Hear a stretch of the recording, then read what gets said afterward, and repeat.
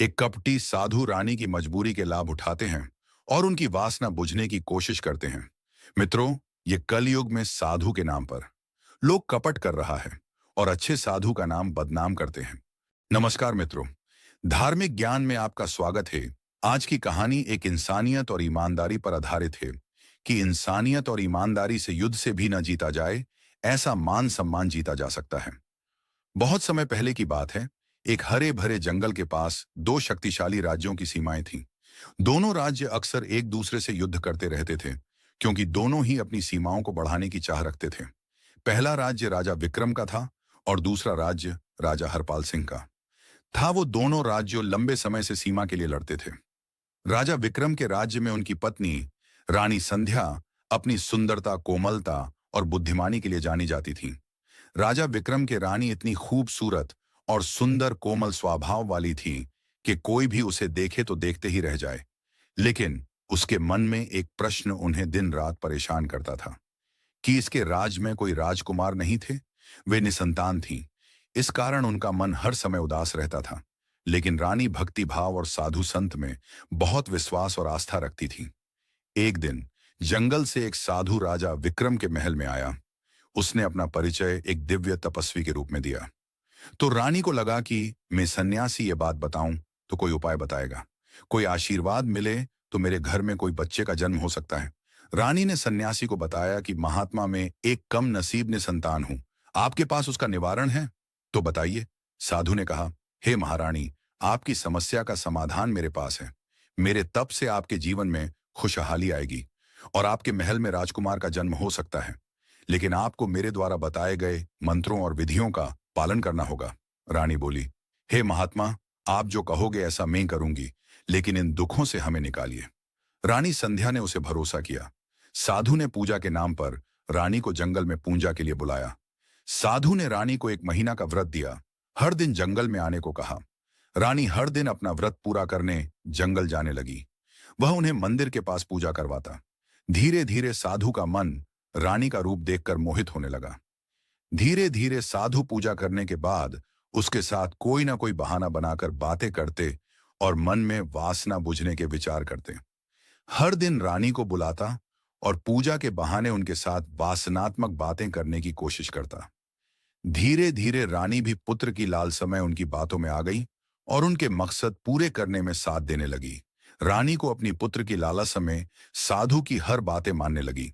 साधु और रानी हर दिन अपनी अपनी समस्या को बताने लगा। हर दिन साधु और रानी लंबे समय तक बातें करने लगे। साधु की काम वासना को रानी नहीं पहचान पाई और साधु अपनी वासना में आगे बढ़ने लगे। धीरे धीरे रानी को साधु की असली मंशा समझ में आ गई। वह भयभीत होने लगी थी, लेकिन उन्होंने अपने सम्मान और सत्य की रक्षा के लिए कोई रास्ता ढूंढने का निर्णय लिया। एक दिन जब कपटी साधु अपनी सीमा लांघने की कोशिश कर रहा था, रानी ने साहस दिखाया और उसे भाग निकली। वह घने जंगल में बिना दिशा जाने भागती रही। उनके वस्त्र रानी के थे, पांव कांटों से लहूलुहान थे, लेकिन उन्होंने हिम्मत नहीं हारी और जंगल में आगे बढ़ने लगी। उसी समय बाजू वाला राज्य के राजा हरपाल सिंह अपने सैनिकों के साथ जंगल से गुजर रहे थे। वे अपने राज्य के एक अभियान पर निकले थे। उनकी नजर अचानक एक डरी और सहमी हुई महिला पर पड़ी। तो राजा ने सैनिक को बताया, ये महिला कौन है और इस जंगल में अकेली क्या कर रही हैं? सब पूछा कि आप कौन हो और ऐसी दशा किसने की। रानी ने सब बीती गुजरी सुनाई। सवाल करने पर रानी संध्या ने पूरी कहानी सुनाई। तो राजा हरपाल को पता सलाह कि ये महिला एक महिला नहीं, बल्कि राजा विक्रम की रानी है। राजा हरपाल ने उनकी स्थिति को समझा। हालांकि राजा हरपाल और राजा विक्रम के बीच लंबे समय से दुश्मनी थी, लेकिन राजा हरपाल ने अपनी इंसानियत और ईमानदारी को सर्वोपरि रखा। राजा हरपाल बोला, हम शिव भक्त हैं, हम कभी भी हमारा धर्म नहीं चूकते। उन्होंने अपने सैनिकों को आदेश दिया, रानी को सुरक्षा प्रदान करो और उन्हें उनके राज्य तक पहुंचाओ। एक सच्चा राजा केवल अपने दुश्मन को हराने में नहीं, बल्कि मानवता की रक्षा में भी महान बनता है। रानी को मान सहित उनके राज दरबार तक पहुंचा दो। राजा हरपाल सिंह ने रानी संध्या को महल तक पहुंचाया। जब राजा विक्रम ने यह सब सुना तो उनकी आंखें भर आईं। उन्होंने अपने दुश्मन हरपाल सिंह को धन्यवाद दिया और कहा, आज आपने यह सिद्ध कर दिया कि सच्चा राजा वह है जो अपने धर्म और कर्तव्य का पालन करता है और अपने धर्म के नियम समझते हैं। आपने रानी की रक्षा करके मेरे परिवार को बचाया है। मैं इस आरण को कभी नहीं भूलूंगा। इसके बाद दोनों राजाओं ने आपसी दुश्मनी खत्म कर दी। उन्होंने युद्ध को हमेशा के लिए समाप्त करने का निर्णय लिया और अपने राज्यों के बीच शांति का वादा किया। राजा विक्रम ने कपटी साधु को पकड़वाया और उसे जनता के सामने राज की सीमा के बाहर जाने का आदेश दिया। और सबको बताया गया और घोषणा की गई कि कोई लोग पूरे जाने समझे बिना किसी पर विश्वास नहीं करना और कपट का सहारा लेगा, उसका यही अंजाम होगा। किसी सन्यासी को पूरे जाने बिना उस पर विश्वास करना नुकसान पहुंचता है। मानवता और ईमानदारी का महत्व सबसे ऊपर है। सच्चा साहस केवल दूसरों की रक्षा करना है और बुराई को समाप्त करना भी है। शांति और मेलझोल हमेशा युद्ध से बेहतर होते हैं। इस घटना के बाद दोनों राज्यों के बीच मित्रता कायम हो गई और राजा विक्रम की रानी संजय ने राजा हरपाल को अपना भाई माना और भाई बहन का नया रिश्ता बनाया।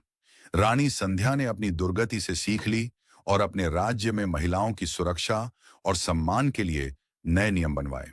राजा विक्रम और राजा हरपाल सिंह के इस मिलन को इतिहास में मानवता और सत्य की जीत के रूप में याद किया गया। राजा हरपाल एक वैदिक और आयुर्वेदिक ज्ञान जानते थे और उसने रानी को थोड़ी औषधि और दवा बताई। वो लेने से निसंतान संतान वाले होते हैं। कुछ महीनों में रानी ने एक सुंदर राजकुमार को जन्म दिया और राजा और सब लोगों के मन में आनंद सा गया और सारे राज्य और गांव में भेंट सौगात बंटवाए और सब गांव वाले को भोजन करवाया।